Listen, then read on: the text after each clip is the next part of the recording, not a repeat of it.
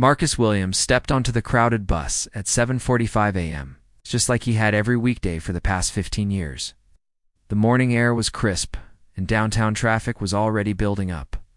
He showed his bus pass to the driver with a polite nod and looked around for a seat. The bus was packed with the usual morning commuters, office workers in their pressed shirts, students with heavy backpacks, and elderly passengers heading to their daily routines. Marcus spotted an empty seat near the middle of the bus, right next to the window. Perfect. As he made his way down the narrow aisle, his work bag bumped gently against a few passengers. "Excuse me," he said softly, trying not to disturb anyone. The bus lurched forward as the driver pulled away from the stop, causing Marcus to steady himself against the metal handrail. He finally reached the empty seat. It was about to sit down when a sharp voice cut through the morning chatter. "Hey, you can't sit there." Marcus looked up, confused. A middle-aged man in an expensive suit was staring at him with cold eyes.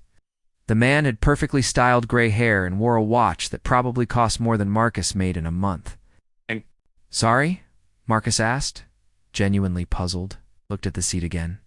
There was no reserve sign, no bag holding the spot, nothing to indicate it was taken. "That seat is saved," the man said louder, causing several other passengers to turn and look. "Find somewhere else to sit." Marcus felt his cheeks grow warm.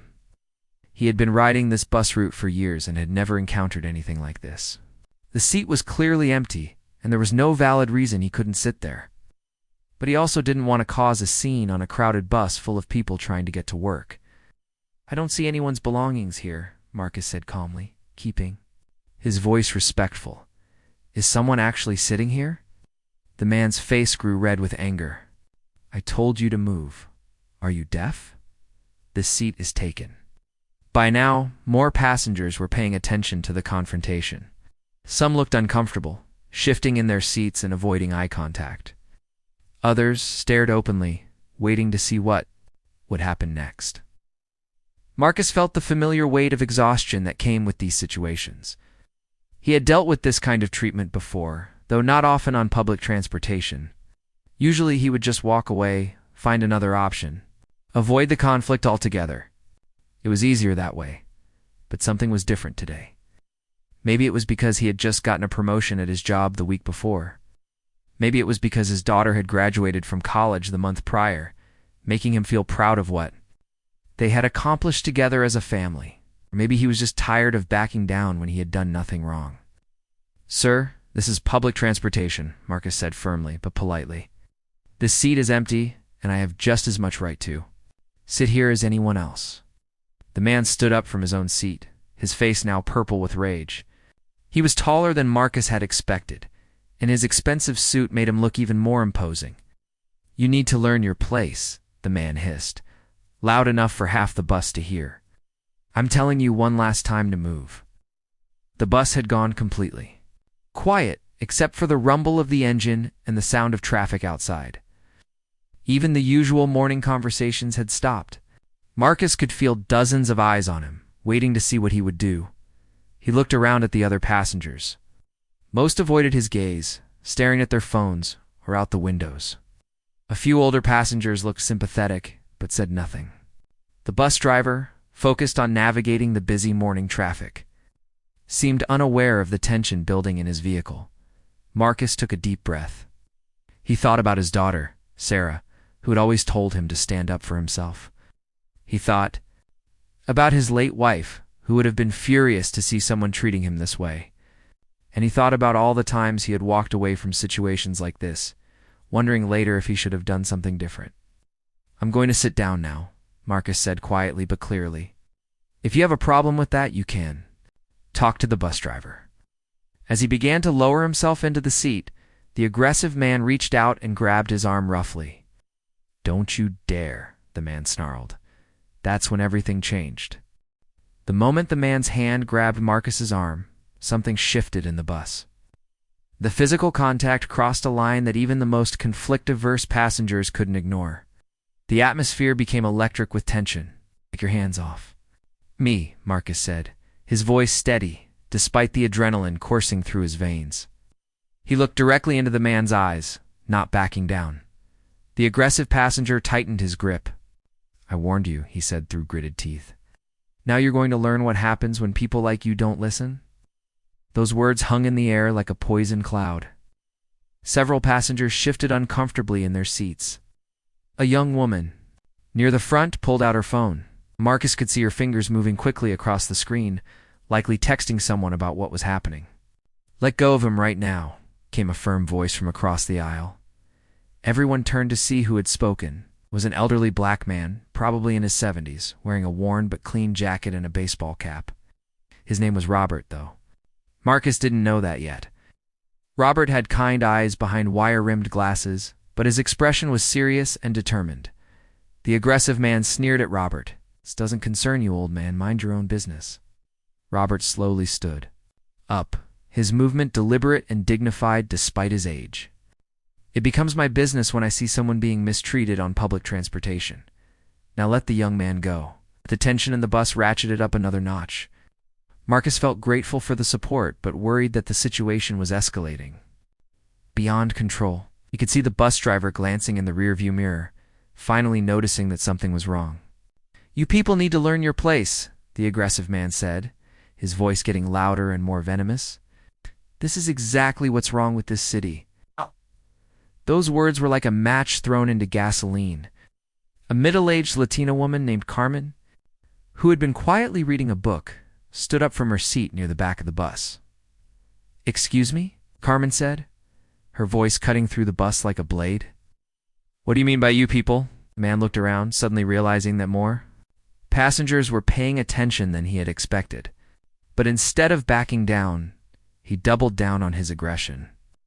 "I mean people who don't know how to follow simple instructions," he said, but everyone on the bus could hear the real meaning behind his words. That's when a young college student, named David, who had been sitting quietly with his headphones on, pulled them off and stood up. David was tall and athletic, probably on his university's basketball team based on his build. "Man, what is wrong with you?" David said, shaking his head. The seat was empty. He has every right to sit there. The aggressive man was now surrounded by standing passengers, but he seemed too angry and proud to back down. "All of you just need to stay out of this," he snarled, but it was too late for that. The confrontation had awakened something in the other passengers. They had all witnessed the unfairness of the situation, physical intimidation, and the clear undertones of discrimination. One by one, more people were finding their courage. An elderly white woman named Margaret, who had been knitting quietly. In her seat, carefully put down her needles and stood up as well.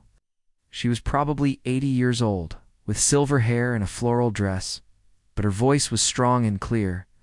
"In all my years riding this bus, I have never seen such disgraceful behavior," she said, looking directly at the aggressive man.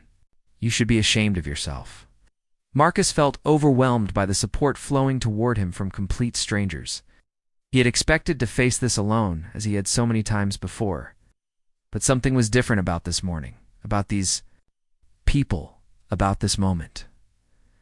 The bus driver finally pulled over to the side of the road and turned around in his seat. "What's going on back there?" he called out. Before the aggressive man could respond, Robert spoke up. "We have a passenger who grabbed another passenger and is preventing him from taking an empty seat." It's the driver, a man named Tony, who had been driving city buses for 12 years, got up from his seat and walked toward the confrontation. He had seen plenty of disputes over the years, but the energy in his bus felt different today. "Sir," Tony said to the aggressive man, "I'm going to need you to let go of that passenger and take your seat."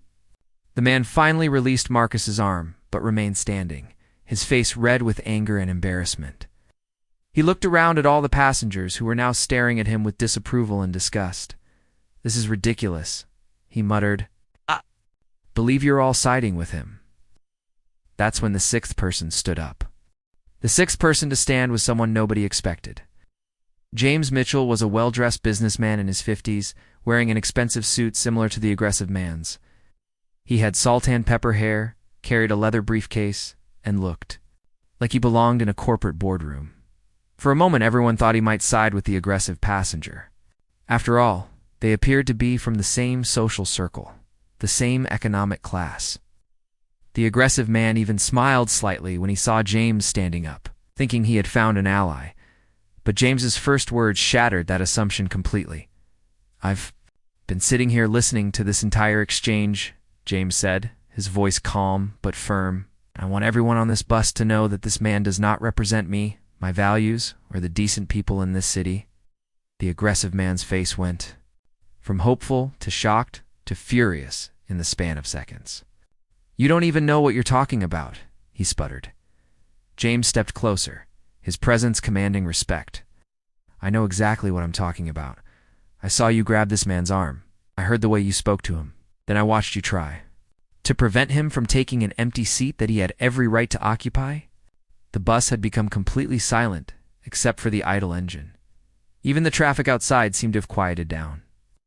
Marcus felt like he was watching something historic unfold, though he couldn't quite put his finger on why it felt so significant. Furthermore, James continued, addressing the aggressive man directly. "Your behavior is not just wrong, it's illegal. What you did constitutes assault and harassment. And if this young man wanted to press charges, he would have every right to do so." The aggressive man's confident demeanor began to crumble. He looked around the bus and realized that every single passenger was now looking at him with disapproval. There wasn't a friendly face in sight. Marcus found his voice again. "I just want to sit down and get to work," he said simply. "I don't want any trouble." Robert, the elderly man who had been the first to stand up, nodded approvingly. "That's all any of us want," he said. "To go about our daily lives with dignity and respect." Carmen, the woman who had challenged the "you people" comment, added her voice to the conversation. "My grandmother used to tell me stories about riding buses when she was young," she said. "She would be proud to see what happened here today." David, the college student, shook his head in amazement. "I can't believe we're still dealing with this kind of stuff in 2024, he said. "But I'm glad to see people standing up for what's right." Margaret, the elderly woman with the knitting, had tears in her eyes. "In my day, we didn't always speak up when we should have," she said softly. "I'm proud that we did better today." The bus driver, Tony, had been watching this entire exchange with growing admiration for his passengers. In 12 years of driving, he had seen people ignore problems, look the other way, and mind their own business, even when someone clearly needed help. But today was different. "All right," Tony said, clapping his hands together. "I think it's time we all took our seats and continued our morning." He looked directly at the aggressive man. "Sir, you have two choices. You can sit down quietly and ride peacefully with the rest of us, or you can get off my bus right now. What's it going to be?" The man looked around one more time, seeing nothing but disapproving faces and disappointed expressions. His shoulders sagged as the fight went out of him. He was outnumbered, outmaneuvered, and completely isolated. "Fine," he muttered. "I'll sit down." But Marcus held up his hand. "Shh. Actually," he said, surprising everyone, including himself, I think. "There's something that needs to be said first." The bus went quiet again, as everyone waited to hear what Marcus would say. He looked at each of the 6 people who had stood up for him, then at the other passengers who had witnessed everything, and finally at the man who had tried to humiliate him. "I want to thank everyone who spoke up today," Marcus began, his voice growing stronger with each word. "For 15 years I've been riding this bus route. I've seen people ignore problems, pretend not to notice when someone needed help, and choose comfort over doing what's right." He paused, gathering his thoughts. The entire bus was hanging on his every word. "But today, I watched strangers become allies. I saw people from different backgrounds, different ages, different walks of life come together to defend a simple principle, that everyone deserves to be treated with respect and dignity." Marcus looked directly at the aggressive man. "I don't know what's going on in your life that made you think it was okay to treat me the way you did. Maybe you're having a bad day, or maybe this is just who you are. But I want you to know that your actions today revealed something important." The man shifted uncomfortably, but didn't look away. "They revealed that when good people see injustice happening, they won't just stand by and watch. They'll stand up, they'll speak out, and they'll make it clear that hate and intimidation have no place in our community." The silence that followed was profound and meaningful. Then something unexpected happened. The aggressive man's tough exterior completely cracked. His face, which had been red with anger just moments before, suddenly showed something else entirely. His eyes welled up with tears, and his hands began to shake. Double quotes I, ... He started then. Stopped. He looked down at his expensive shoes, then back up at Marcus. I don't know what to say.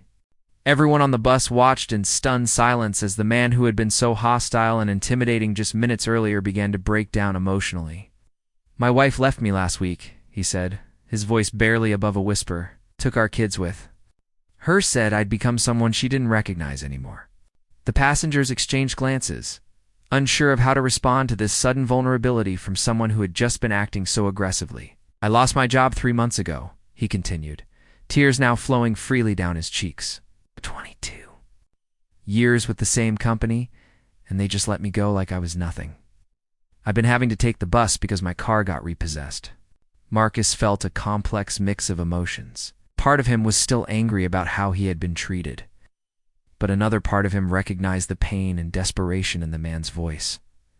Robert, the elderly gentleman who had been the first to stand up, spoke gently. Son, I understand you're going through a hard time. We all have struggles, but that doesn't give anyone the right to take their pain out on innocent people. The man nodded, wiping his eyes with the back of his hand. You're right. You're absolutely right. I've become someone I don't even recognize, someone my own children are afraid of. James, the businessman who had surprised everyone by standing up for Marcus, stepped forward. What's your name? He asked. Richard, the man replied. Richard Thompson. Richard? I'm James Mitchell, run a consulting firm downtown. James reached into his briefcase and pulled out a business card. I don't know what kind of work you did before, but if you're serious about changing, about becoming a better man, give me a call on Monday. Richard stared at the business card like it was a lifeline. Why would you help me after what I just did? James looked around at the other passengers who had stood up, because that's what these people taught me today. They showed me that. We're supposed to help each other, not tear each other down. Carmen, who had challenged Richard's discriminatory language, spoke up next. My church has a support group for people going through difficult times, she said. Divorce, job loss, depression. If you're interested, we meet every Thursday evening. David, the college student, shook his head in amazement. This is incredible, he said. 10 minutes ago, we were ready to throw this guy off the bus, and now we're trying to help him. Margaret, the elderly woman with the knitting, smiled warmly. That's what community looks like, young man. We hold people accountable for their actions, but we also offer them a path to redemption. Richard was now crying openly, overwhelmed by the unexpected kindness being shown to him by the very people he had just tried to intimidate and humiliate. I don't deserve this, he said. I don't deserve any kindness from any of you. Marcus, who had been quiet during this exchange, finally spoke up. Maybe you don't, he said honestly. But that's not really the point, is it? Richard looked at him, confused. The point is that we all make choices every day about what kind of people we want to be, Marcus continued. You made some bad choices this morning, but you also just made a good choice by being honest about what's really going on in your life. Marcus stood up from the seat that had started this entire confrontation and walked over to Richard. Everyone on the bus held their breath, wondering what would happen next. I forgive you, Marcus said simply. Not because what you did was okay, but because I think you're capable of doing better. Oh. Richard broke down completely at those words. This man he had just tried to humiliate and intimidate was offering him forgiveness and grace. It was more than he could handle. I'm so sorry, Richard sobbed. I'm so sorry. I'll do better. I promise I'll do better. Tony, the bus driver, had been watching this entire exchange in his rearview mirror with amazement. In his 12 years of driving, he had never seen anything like this transformation take place on his bus. All right, everyone, Tony said gently. I think we should all take our seats now. We've got people who need to get to work. But as everyone began to sit down, something beautiful happened. Robert, the elderly man, gestured for Richard to sit next to him.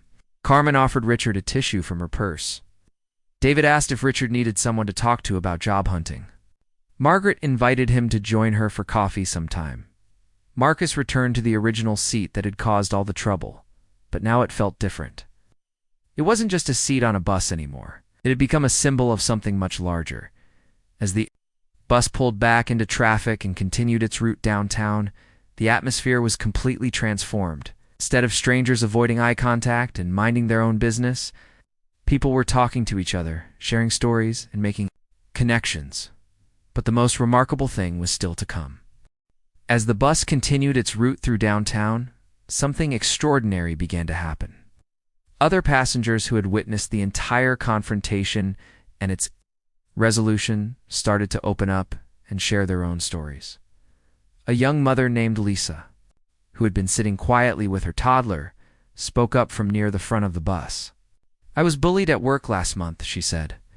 "I wish someone had stood up for me the way you all stood up for Marcus." Her words seemed to unlock something in the other passengers. A construction worker named Pete, still covered in dust from yesterday's job, cleared his throat. "I saw a guy getting picked on at my job site last week," he admitted. "I walked away because I didn't want to get involved. After seeing what happened here today, I realized I should have done something." Stories kept coming. An elderly woman named Dorothy talked about how she had been treated rudely at the grocery store because she was using food stamps. A teenager named Alex shared how he had been discriminated against because of his appearance. A nurse named Patricia talked about facing prejudice at her hospital. Each story seemed to create more connection and understanding among the passengers. They were no longer strangers sharing a bus ride. They had become a community of people who had experienced both injustice and the power of standing together against it. Richard, who was still sitting next to Robert, listened to every story with tears in his eyes. "I think I've been that person," he said quietly. "The one who made others feel small and unwelcome. I never realized how much damage I was doing." Robert patted Richard's shoulder gently. "Recognition is the first step toward change," he said. "I've been riding this bus for 8 years, and I've seen plenty of situations where someone needed help. I'm ashamed to say I didn't always speak up. Today felt different, though." James, the businessman, nodded in agreement. "I think we all felt it," he said. There was something about Marcus's quiet dignity, the way he stood his ground without being aggressive or hostile, made it impossible to just look away. Carmen leaned forward in her seat. "My grandmother always told me that courage is contagious. She said, when one person decides to do the right thing, it makes it easier for others to follow." David, the college student, was taking notes on his phone. "I'm studying sociology," he explained. "What happened here today is like a perfect example of how social change actually occurs. It's not usually dramatic or revolutionary. It's ordinary people making the choice to stand up for what's right in everyday situations." Margaret, the elderly. The woman was back to her knitting, but she looked up to add her thoughts. "I lived through the civil rights era," she said. "I saw the bus boycotts, the sit-ins, the marches. But some of the most important changes happened in moments just like this one, when regular people decided they wouldn't accept injustice anymore. As each bus stop approached, passengers began to realize that their morning commute was coming to an end. But nobody wanted this sense of connection and community to disappear when they got off the bus. "We should stay in touch," Lisa suggested. "Maybe we could meet for coffee sometime, or organize some kind of community group." "I'd love that," said Patricia, the nurse. "We could call ourselves the Bus 47 community or something like that." Tony, the bus driver, chuckled from the front. "In 12 years of driving this route, I've never had passengers want to start a social club," he said. "But after what I witnessed today, I think it's a great idea." Marcus felt overwhelmed by the positive energy surrounding him. What had started as a simple attempt to sit down on his way to work had transformed into something much more significant. He looked around at all the faces that had become familiar over the course of just one bus ride. "I work at the community center on 5th Street, Marcus announced. "We have meeting rooms available in the evenings. If anyone is serious about staying connected and maybe organizing some community service projects, I'd be happy to help arrange a space." The response was immediate and enthusiastic. Nearly everyone on the bus expressed interest in meeting regularly. They exchanged phone numbers and email addresses. turning what had been a group of isolated strangers into a network of connected neighbors and friends. Richard had been quiet during much of this conversation, but finally spoke up. "Would it be okay if I came to these meetings?" he asked hesitantly. "I know I don't deserve to be part of this group after how I acted, but I really want to learn how to be a better person." The response surprised him. Instead of rejection or suspicion, he received nothing but encouragement and support. "Everyone deserves a chance to grow and change," Marcus said. "That's what community is all about." As the bus approached the downtown area where most passengers would be getting off, Robert stood up to address everyone. "I want to say something before we all go our separate ways," the elderly man announced. "This morning started with one man, trying to make another man feel small and unwelcome. But it's ending with all of us feeling more connected and hopeful than we did when we got on this bus." He looked directly at Marcus. "You could have just walked away and found another seat. It would have been easier. But by standing your ground with dignity and grace, you gave the rest of us permission to stand up too." The bus erupted in spontaneous applause. Marcus felt his eyes filling with tears as he realized that his simple decision to claim his right to an empty seat had somehow inspired a small revolution of kindness and community. But the story wasn't over yet. 3 months later, the Bus 47 community had become something nobody could have imagined that morning. What started as a simple exchange of phone numbers had grown into a thriving group of 37 members who met every Thursday evening at the 5th Street Community Center. Marcus arrived early for their weekly meeting, as he always did. He enjoyed setting up the chairs and making sure there was fresh coffee available. It gave him time to reflect on how much his life had changed. Since that morning on the bus, Robert was the next to arrive, carrying a box of homemade cookies that his wife had baked for the group. At 73 years old, he had become the unofficial grandfather of their community, always ready with wisdom and encouragement for anyone who needed it. "How's our friend Richard doing?" Robert asked, as he helped Marcus arrange the refreshment table. Marcus smiled. "He's doing really well. James's company hired him full-time last month, and he told me his ex-wife has agreed to let him see the kids again. Apparently, she noticed a real change in his attitude and behavior." Carmen arrived with her teenage daughter, Sophia, who had started coming to meetings to help with their community service projects. Over the past 3 months, the Bus 47 community had organized food drives, visited nursing homes, and created a mentorship program for at-risk youth in the neighborhood. "My mom talks about that bus ride all the time," Sophia said, grinning at Marcus. "She says it was like watching people remember how to be human again." James walked in carrying his laptop and a stack of papers. As a successful businessman, he had taken on the role of organizing their more ambitious projects. Currently, he was working with the city council to establish a permanent community mediation program that would help resolve conflicts before they escalated. "I have some amazing news," James announced to the growing group. "The mayor's office wants to feature our group in their annual Community Service Awards ceremony. Apparently, our story has inspired similar groups to form in other neighborhoods around the city." David, now a graduate student writing his thesis on grassroots community organizing, had been documenting their group's development and impact. "I've been tracking the ripple effects," he said excitedly. "There are now 12 bus communities operating throughout the metro area. Over 400 people are involved in various projects and initiatives." Margaret, who at 81 had become one of their most active volunteers, smiled warmly. "Our knitting circle has been following our example," she said. "Last week, they stood up for a homeless veteran who was being harassed at the library. Sometimes all it takes is one person being brave, and others will follow." As more members arrived, Marcus noticed someone standing hesitantly in the doorway. It was a young woman he didn't recognize, looking nervous and uncertain. "Hi there," Marcus called out warmly. "Are you here for the Bus 47 community meeting?" The woman nodded shyly. "My name is Jennifer. I heard about your group from a friend. I was wondering if I could join." "Of course," Carmen said, immediately walking over to welcome the newcomer. "We're always happy to have new members. What brings you to us?" Jennifer took a deep breath. "I was on a bus last week, and I saw someone being treated badly because of their disability. I wanted to help, but I was too scared to say anything. I felt terrible about it afterward. When my friend told me about your group and how it started, I thought maybe I could learn how to be braver." The room fell silent for a moment, as everyone remembered their own experiences, with moments when they wished they had spoken up.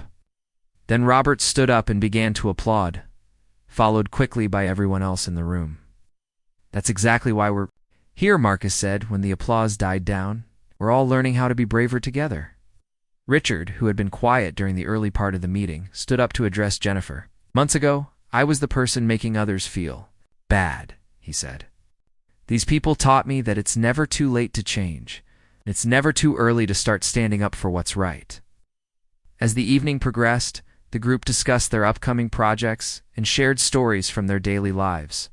They had created something special, a community where people felt safe to be vulnerable, supported in their efforts to grow, and empowered to make a positive difference in the world around them.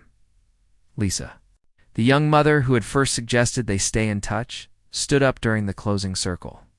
"I just want everyone to know that my son is growing up watching all of you," she said. "He sees adults who stand up for each other, who help strangers, who choose kindness over indifference. He's learning that this is normal, that this is how people are supposed to treat each other." Tony, the bus driver who had started attending meetings after his shift ended, raised his hand. "I've been driving that route for 12 years now," he said. "And I want you all to know that the atmosphere on Bus 47 has completely changed. People are friendlier, more helpful, more willing to look out for each other. What you all started that morning has made my job more enjoyable and meaningful." As the meeting ended and people began to say their goodbyes, Marcus found himself standing in the same spot where he had first addressed the group 3 months earlier. He thought about that morning on the bus, how nervous he had been about simply sitting down in an empty seat. Jennifer, the new member, approached him as people were leaving. "Thank you for welcoming me tonight," she said. "I'm curious, though, do you ever regret not just walking away that morning? Would have been so much easier." Marcus considered the question seriously. He thought about all the relationships that had formed, all the community service projects they had completed, all the lives that had been touched by their simple decision to stand up for what was right. "You know," he said finally, "I've learned that the easy choice and the right choice are rarely the same thing. But when good people choose to do what's right, even when it's difficult, amazing things can happen." He looked around the room at the faces of people who had become like family to him, people he might never have met if not for one moment of conflict on a city bus. Sometimes the most ordinary moments become extraordinary when we have the courage to stand up for each other. Marcus continued. That morning, 6 strangers decided to rise up for a principle they believed in. Tonight, we have 37 people committed to making our community a better place. Jennifer smiled. "I hope I can be that brave when the moment comes." "You will be," Marcus assured her. "Because courage isn't something you have or don't have. It's something you choose, moment by moment, day by day. And it's much easier to choose when you know you're not standing alone." As Marcus turned off the lights and locked up the community center, he felt grateful for that difficult morning 3 months ago. It had taught him that sometimes the smallest acts of courage can create the biggest changes, and that ordinary people have extraordinary power when they decide to stand together.